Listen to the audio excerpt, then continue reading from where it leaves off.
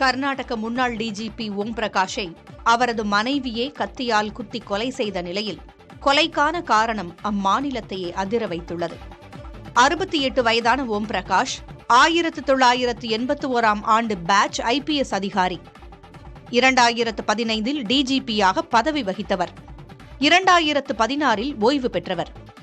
பெங்களூரு வீட்டில் மனைவி மற்றும் பிள்ளைகள் என குடும்பத்தோடு வசித்து வந்தார். இந்நிலையில் ஓம் பிரகாஷை கொலை செய்துவிட்டதாக காவல்துறைக்கு தொலைபேசியில் ஒரு பெண் தகவல் அளித்தார். காவல்துறையினர் அவரது வீட்டிற்கு சென்றபோது உடலில் 10 இடங்களில் கத்தி குத்துப்பட்ட நிலையில் இரத்த வெள்ளத்தில் இறந்து கிடந்தார் ஓம் பிரகாஷ். அருகிலேயே அமர்ந்திருந்த அவரது மனைவி பல்லவி கணவர் ஓம் பிரகாஷை தான் கொலை செய்துவிட்டதாக ஒப்புக்கொண்டுள்ளார். விசாரணையில் 15 ஆண்டுகளாக கணவன் மனைவி இடையே பிரச்சனை இருந்து வந்ததும் அண்மையில் சகோதரிகளுக்கு ஓம் பிரகாஷ் சொத்து வாங்கியதால் பிரச்சனை பூதாகரமானதும் தெரியவந்துள்ளது.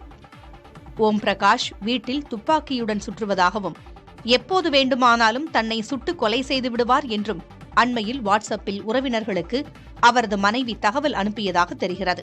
மேலும் கொலை செய்த பின்னர் அரக்கனை கொன்றுவிட்டேன் என்று மற்றொரு ஓய்வு பெற்ற காவல் அதிகாரியின் மனைவிக்கு வீடியோவும் அனுப்பியுள்ளார்.